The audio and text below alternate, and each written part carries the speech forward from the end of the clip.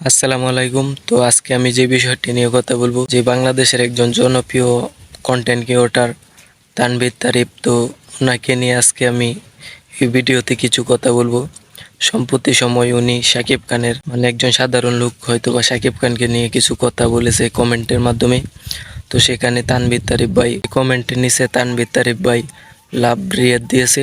লাভ রিয়াক্টটা দিয়ে তানভীর তারিফ ভাই লাভ রিয়াক্টটা দিয়ে সে ইতিমধ্যে বুঝিয়ে দিয়েছে যে তার কাছে শাকিব খানকে ভালো লাগে নাই। কিন্তু আমি তাকে কিছু কথা বলবো এই ভিডিওর মাধ্যমে যে ভাই, শাকিব খানকে আপনার ভালো লাগে নাই, কিন্তু আমি বিগতকালেও দেখেছি যে আপনার প্রতি চ্যানেলে সবচেয়ে বেশি শাকিব খানকে নিয়ে ভিডিও করেছেন আপনি, কিন্তু সেই ভিডিওর মাধ্যমে তো বলেন নাই যে শাকিব খানকে আপনার ভালো লাগে না। কিন্তু এখন অবশেষে এসে এটা কি আপনি এটা কি দেখালেন? আমরা সবাই তো অবাক হয়ে গেছি। আমরা কখনোই আপনার কাছ থেকে এই এইটুকু আমরা কখনোই আপনার কাছ থেকে আশা করি নাই যে আপনি শাকিব খানের একজন, আপনি তো প্রতিনিয়ত শাকিব খানকে নিয়ে কন্টেন্ট বানাতেন। আপনার চ্যানেলের ম্যাক্সিমাম কন্টেন্ট শাকিব খানের, বাট শাকিব খানের সিনেমা নিয়ে, শাকিব খানের সিনেমার পরিচালক নিয়ে, তো এইসব বিষয় নিয়ে আপনি বেশিরভাগ কন্টেন্ট বানাতেন। কিন্তু হঠাৎ করে আপনার শাকিব খানকে যে ভালো লাগে না, সেটা তো সেই কন্টেন্টে আপনি বলেন নাই। কিন্তু ইতিপূর্বে এসে আপনি এটা কি করলেন ভাই? আমরা প্রতিটা শাকিবান আপনার কাছ থেকে কষ্ট পেয়েছি।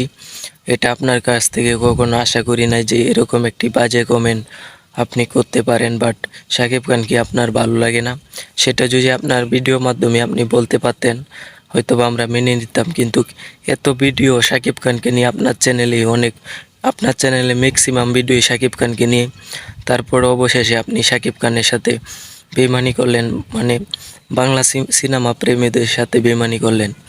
আপনি একজন সিনেমার জনপ্রিয় একজন কন্টেন্ট ক্রিয়েটর হয়েও শাকিব খানকে নিয়ে এরকম একটা কি দেখালেন ভাই? আমি বুঝতে পারলাম না, বাট অনেক কষ্ট পেয়েছি এই বিষয়টার উপর ভিত্তি করে।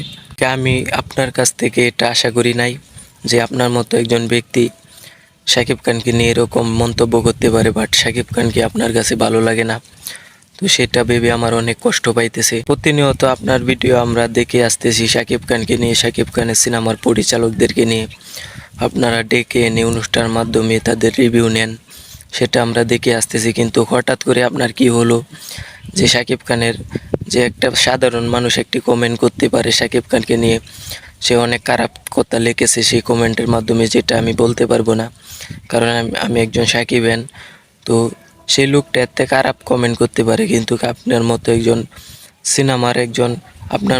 সিনেমা প্রেমী, আপনার মতো সিনেমার সবচেয়ে প্রধান কন্টেন্ট ক্রিয়েটর যদি আপনার মতো একজন লোকের কাছে আমরা শাকিব খান মেগাস্টারের এরকম একটা কম হবে, সেটা আমরা কখনোই ভাবি নাই।